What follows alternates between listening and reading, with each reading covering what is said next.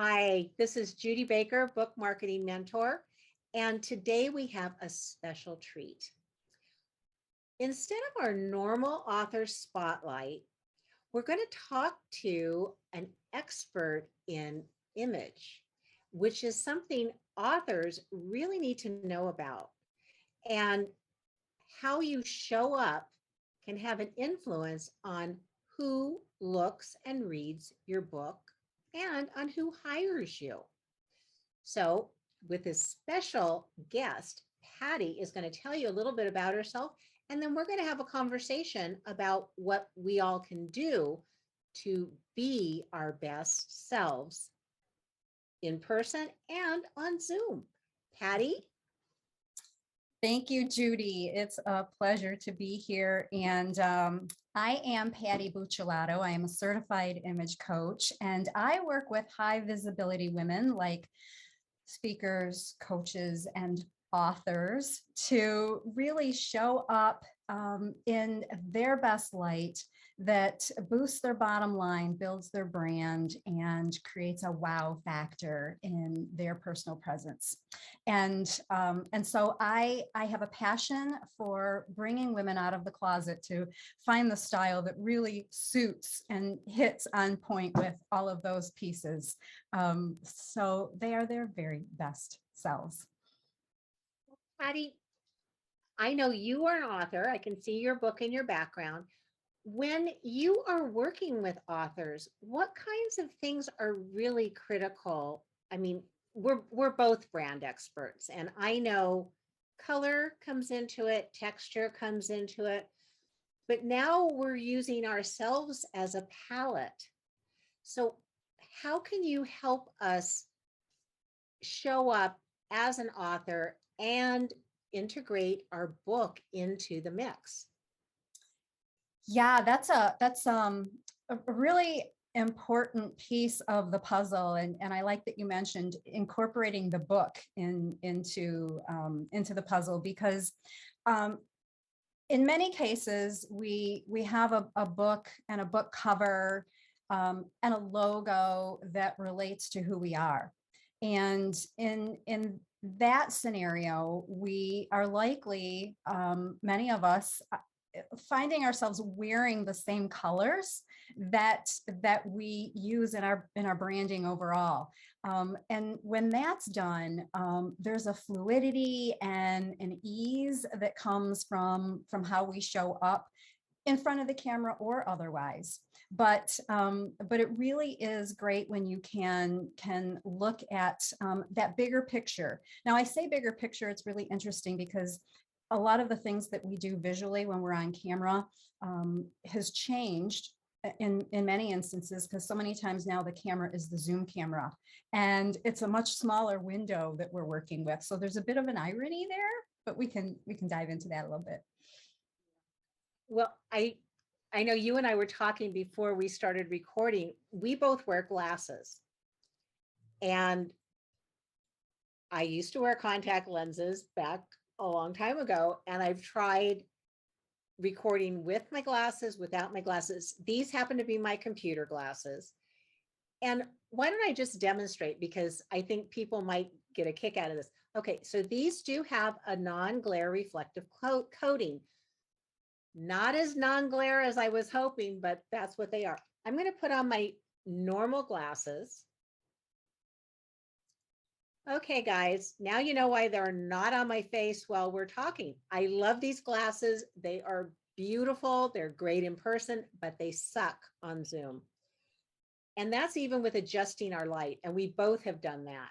So any tips for that issue? What might we do to save ourselves so we look good and can still see the camera? Yeah. That's important and helpful. First, I just want to say, Judy, that your everyday glasses are fabulous on you. I love to see when someone's frames relate to their facial features, and yours are so on point. But like you say, the non-reflective coating, which I have on my glasses also, is not as anti-reflective as we might hope. And so what happens for many people as they're starting to show up more on camera in this format online, they'll Google, how to manage lighting for Zoom meetings, and what will pop up, high ranking, high listing, and in abundance are the tips about using ring lights. And the standard placement of ring light is directly in front of the person on camera. And it is the absolute worst thing to do for those of us who wear glasses. So, if you're just, if you're an author and you're just starting out and getting yourself, having that online presence and getting on camera more, and you're wanting to set up your office, ignore a lot of that advice you're going to get about the ring light. And you want to position your lighting off to the side and a little bit upward as you're able to, so that the light isn't directly bouncing off of your eyeglass lenses, because even the best non-reflective coating, if you've got that ring light in front of you, you're going to have rings on your glasses too. Oh, I'm laughing because I'm thinking of an event that I was responsible for recording, and I didn't think about it ahead of time, because I've worked with where that person was positioned. They were at someone's house. She doesn't wear glasses, but the person who was speaking that day, and I went, oh dear. And I couldn't do anything. We're already in the thing. And every time she got on camera, it was, these lights. And, I know that, and you know that, because of course we did ring lights. Yay. They make you look beautiful if you don't wear glasses. So I love what you just said. And of course too, where natural light is available, we want to take advantage of it, but we want to be sure it's not either blasting behind us or in our face, because it can do some funny things too. So sometimes having artificial light, you have more control than if you just kind of leave it to chance. Now, I'm cheating a little bit because I actually know the answers to this, but I want our audience to understand too. Our makeup for women, we need to adjust it when we're on camera versus in real life. And now in real life, I have to go, oh, what am I doing today? So what kinds of tips might you give? I know it's the cheeks and the lips and everything, but what kinds of tips would you want to share with us so that, people can adjust to being on camera? Yeah. So great question, Judy. And I know you know the answer to this because I see you on camera. We've had the occasion to be on several calls with one another, and it is a little intimidating for some people in the beginning, but it's really a very simple and easy practice to be a little heavier handed with the makeup brushes when you're going to be presenting on camera, because a lot of the color is lost and washed out, particularly if you're using high-powered lights like a Zoom light, or if you're in a studio situation, you're being perhaps interviewed in a professional setting. Those lights are high vibrance, and they're going to really diminish the color that you have on your face. So it's like an actor on stage where their audience is quite in the distance from them. In order to show up, they need to use heavier hand with makeup, and that's true when we're on camera. So I would say, really don't be shy about that. And if you're experimenting and feeling a little hesitant, something that I recommend, whether it's around makeup, whether it's around clothing choices, whether it's around the colors or your background that you're using, take a dry run before you're going to do something really high importance. Sit down in your setting the way you intend to use it for your interview or your meeting or your podcast. And depending what your computer system is, I'm on a Mac, so I'll use QuickTime for a little, quick video. See what it looks like. Pretend that you're having the interview and speak to the camera and then play it back. How does wardrobe look? How does makeup look? Do I have reflection off the eyeglasses? And by doing that, you're gonna feel a lot more confident when you show up for the actual event, knowing that you have a little bit of an idea what to expect once the final product comes out. Oh, brilliant. Now, your setting is so beautiful. I'm loving it. And, I know there's a reason why we both have plants in our background. And then we've curated what you're seeing. Because I know your room, you probably have lots of choices of what could be behind you. So there's a calming influence, but there's also the greenery, which makes us feel more natural. And then you've selected just a couple of key points. So I'm not going, oh, what's happening back there? I can see what's there, but they're nice things and they're framing you well. So, how you chose those things, the colors, everything makes sense to me. I can see your color palette, I can see the textures, and I really like that. Yeah, thank you, Judy. There are a lot of choices today in what we use in our backgrounds, and in a way that, a couple of years ago we wouldn't have considered. And we've got Zoom backgrounds that are created artificial backgrounds. You have to be very careful with those. And I do want to mention, if someone is using those kinds of backgrounds, be sure that you're using a green screen. I won't get into all of the detail about that because that's not really our topic today, but you want to make sure that if you're using one of those virtual backgrounds, that you've got it set up so that if you raise your hand, your arm doesn't disappear in the Zoom, the Right. digital trail. But some people have natural settings that are perfectly set up for a background and neat and tidy, and that's really what's important, that what's behind you support you and not speak above you or over you. If you're setting up something strategically, as you said, Judy, if we have that choice to carefully curate, really consider how the pieces relate to you and support you, and where they are. I've got a couple of items. In my case, I keep them up a little bit high, because if I have something that's a visual attention getter, I want it to be around my eye level, so that if someone does happen to, if their eye goes to an accessory that I have on the shelf, it's not going to stray far from my face and how I'm speaking. And then yes, the color. If you're an author, I hope you're displaying your book, and somehow, whether it's a virtual or a real background. And as you said, Judy, that the plants provide a nice feature.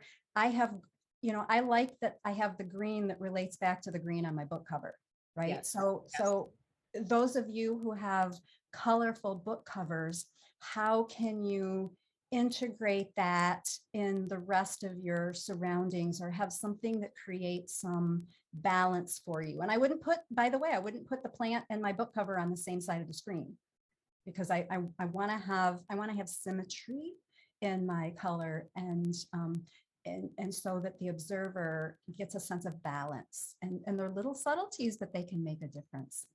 Oh, that is a really good point. And I like what you were saying about having it at eye level.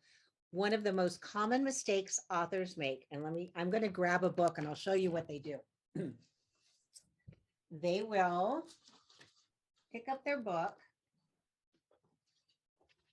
Okay, and this is a book that is one of my clients. This is Deborah Meyer's Easy Self-Help Acupressure. See where I've got the book? Notice what Patty just said. hold it near your eyes.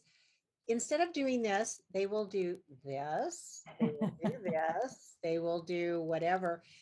You want to get into the habit when you're holding up your book cover, put it next to your face, which is another reason not to use a virtual background, because not only will your arm disappear, the book cover is nowhere to be seen.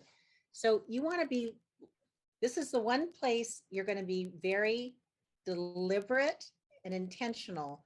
When you hold something up, you're holding it either to the left or to the right of your face, and you want to have it as flat to the camera as you possibly can. And hold it there longer than you think you need to, because the tendency is, oh, it's up and it's gone. People need a minute to go, oh, what am I seeing? And to really look at it. And that makes it easy for them to see it. You do something that I think is really clever. All of the jewelry and outfits you have worn have been intriguing to me, and they're not over the top. There's always one, can't take my eyes off of it piece, but it's not taking my eyes off of you. It's part of the whole package. And so, like the necklace you have on right now, it echoes your hair color, it echoes the color in your jacket. It's just, you have a real gift for coordinating what looks good on you and what looks professional without looking like you're stiff and stuffy that I couldn't approach you. How did you come to develop your skills and talents, not only for yourself, but for others? Well, it's interesting because what I do today as an image and style coach is something that I envisioned very, very early on in my career when I was doing something very, very different. But I would advise, and you will on occasion hear this from people in my business, that they just naturally in their youth were advising others, right? Whether it's sisters or friends, family members, girlfriends. When I was in a dorm in college, if anyone on the floor was getting ready to go out for a date, it's like, Patty, what do I wear? So it was just something that I would do because it came naturally to me. But there was a point in time many years ago, again, early in my career, where I can remember sitting down at the table in my little modest apartment and writing out a list on one of those yellow legal sheets. And I was drafting what a service would look like when I would go into a person's home, a client, though I thought this was going to be just kind of some side hobby sort of thing I would do. Yeah. And, I drafted what the service would look like. And it just organically evolved over time, where I was working in the corporate world, delivering presentations on professionalism in the workplace. And individuals in the groups would ask, okay, well, that's, I get that I need to be professional. How do I do it? What do I pick? What do I wear? How does this work?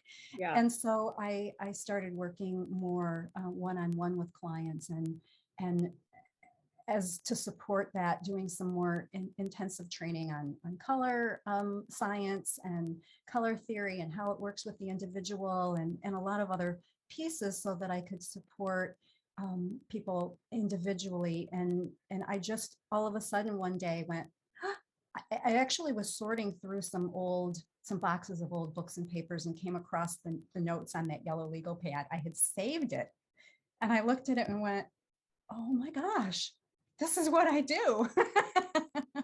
So, when they say, if you have a goal, write it down, it's more likely to come into fruition. You might even have forgotten that you wrote it down, but it's one of those examples where it actually did unfold that way. So, but now I do work both with private individuals and organizations. And the point in all of the work that I do is just to really support and I work primarily with women in my private client business, but to support women in not only achieving their goals and having the look that gets them there, but the look, the appearance, the style that has them feeling fabulous as they get there. Wow.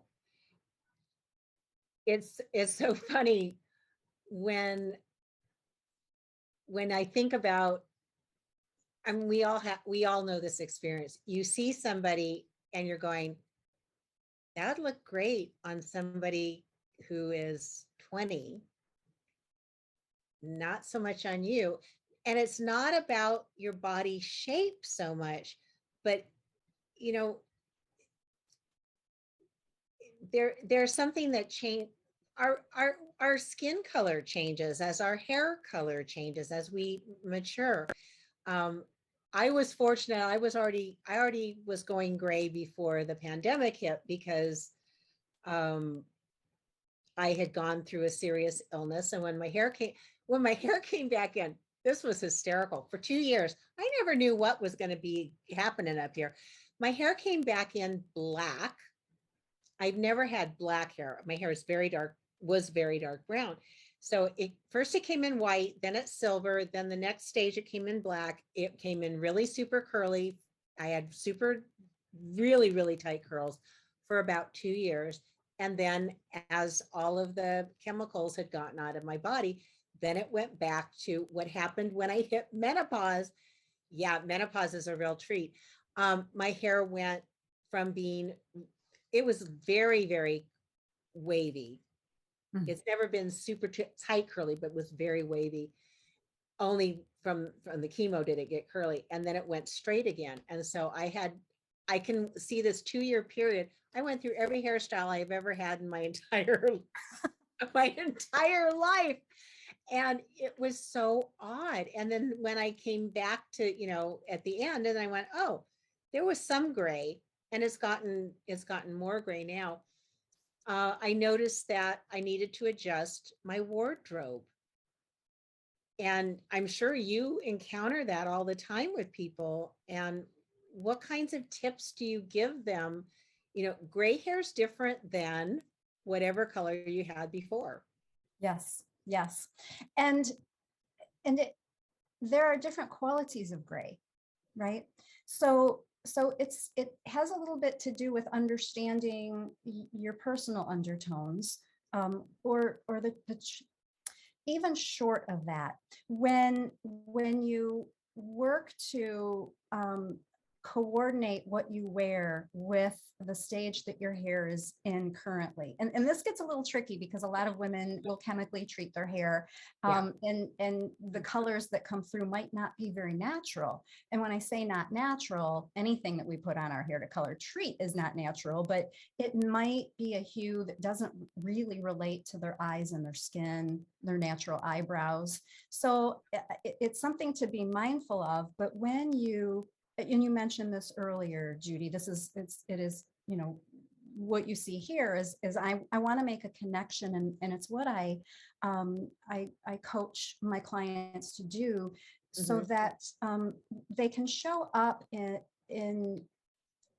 there's a continuity of fluidity to their appearance when they show up, so that if what I'm wearing somehow relates back to if what I'm wearing below the neck relates to what is above the neck, then there's a level of harmony and continuity.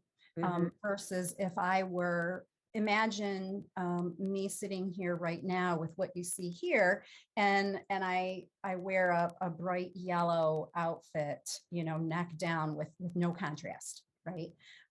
It will be kind of a floating head on a sea of yellow. And it doesn't, and it's one of those effects that it can cause a bit of a distraction, because as the eye is observing this, it's observing there's a disconnect. And the eye will try to reconcile and create some balance that isn't naturally there. And when we're showing up in that way and our audience is having that disconnect, that imbalance to reconcile, the brain gets a little busy in the background and it's easy to lose focus with what you're saying. They aren't as tuned into your message as they might be when everything is just kind of flowing in harmony. So it is worth taking a peek, and again doing that dry run, say how can I create some symmetry and balance and harmony in how I show up. And even short of knowing you may not have had a personal color analysis that tells you the very best hues, but you can use your natural hair and eye color as a cue and let that guide your choices for achieving harmony. Oh, I think that makes a lot of sense. I'm trying to think where I picked this one up, but it was about if the color doesn't exist either in your skin, eye, or hair, it shouldn't be on your body because it's not gonna do you a lot of, it's not gonna be flattering. It's gonna be somehow working against you. And I know I had to take stuff out of my closet that I loved the cut, I loved everything about it, and then I would hold it next to my face and go, oh, that needs to go. Yeah, it does. Um, Curious about this. If someone wants to, you know, I'm sure that there are certain types of clothing pieces that will make you look more powerful, more professional, depending on your audience. But are there some things that maybe we should talk about? Are there some things you should avoid wearing when you're on camera? There are items that I discourage on camera, and most of them tie back to the distraction factor, right? Because we want to hold the attention. We don't want distraction in our background. We don't want distraction on our body. We don't, just like you might not want to have a little something in your teeth that would be distracting and people notice it and they're not listening to you anymore, right? So one of the things that I will notice when I'm seeing others on camera is they will choose so I'm going to back up one step because I want to say that there are fabulous outfits that can look absolutely fabulous on you that may not be fabulous for the camera. And so it's a matter of considering the environment and the circumstances, because the camera for a photo shoot for your book cover is going to be different than the camera for a Zoom meeting, right? The difference between still and video, the difference between seeing whole body or this reduced image. So in either case, one thing that I do encourage people to stay away from are significant patterns in prints. Often they will be high contrast prints that are very bold. And what people often don't realize is once they're on camera, it dominates the visual reference that we have. The view is like, whoa, the brightest thing is what comes forward, the boldest, brightest. So prints and patterns, unless the pattern is very subtle so that it kind of blends to almost look like a solid, right? It's very, very subtle, but really loud prints are going to steal the show. Same with really bright colors. There are certain colors, even if they are in harmony with your personal coloring, they might be best reserved for real life situations versus the camera. And an example would be a really bright white will often flood the camera view and just cause reflection and a lot of things that will be unflattering to the wearer, even if they normally are a person that can wear white well. Another one that's not great on camera is a a warm-based red, because cameras and lighting will kind of play tricks with red, and it can come off as an orange color that overtakes the visual view as well. So those are a couple of things to watch out for. And, I know you mentioned necklace earlier, Judy, and something to consider there.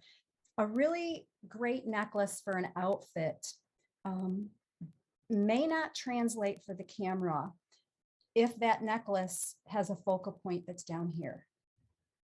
Right. So we want to look at a shallower view and the value again of the dry run. Does it show up? In an outfit on the street, it could be the best piece you've ever invested in. You just need to make sure that if you're in a small camera view, that is complementary and creating a vertical balance for the view. Oh, excellent points. I know you and I both tend to focus more on women, but there are some men in the audience, and we don't want to completely ignore you. What kinds of things can men do to really bring out their presence when they're on camera? So the print rule still applies, because I have seen some gentlemen wear their favorite tropical print shirt that is fun for happy hour and Friday, Zoom call. They might feel that it feels good. But again, being mindful of the bright colors and the bold prints.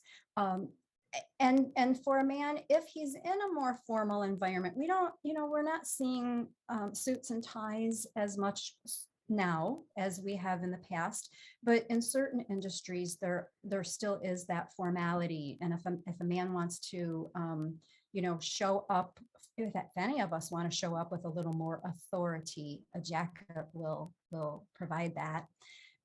But he would want to keep in mind the contrast level between shirt, tie, and jacket. And when I'm talking about contrast level, I like to define that, because if we're looking at the difference between something that's light and something that's dark, and you put those two pieces beside one another, and now we have high contrast. Yes. Versus something that's deep against something that's medium, now we have a lower contrast. So anything that's really high contrast, if the individual's personal coloring is not high contrast, that wardrobe is going to detract from the face where we want to keep the attention. That's true for all of us. But men will have those three pieces to interplay more than a woman might in her outfit. And so very important to consider how they come together. Yeah. Well, I'm curious if there's anything we haven't covered that you'd like to share with the audience. I'm going to turn it over to you, and let's see what you have to tell us. So two things are coming to mind right now. And I've seen lots of authors and speakers when they're getting ready for a stage appearance. Maybe you've got a book tour or some other event where you're going to be live and showing up head to toe. I've seen a lot of angst around selecting the wardrobe for those sorts of events. And a couple of tips there. One, keep it simple. Avoid the temptation or the urge to be really on trend or a fashion piece when you show up for those kinds of events. Similarly to what we're talking about, there's a distraction factor, but on stage, you're going to hold my attention much longer if I'm seeing a simple presentation versus something that's very busy. And I've also seen it where someone, because they're going to be high visibility, even if they're not, real trendy in their normal lives want to like, oh, I'm going to be front and center. I want to do this really well.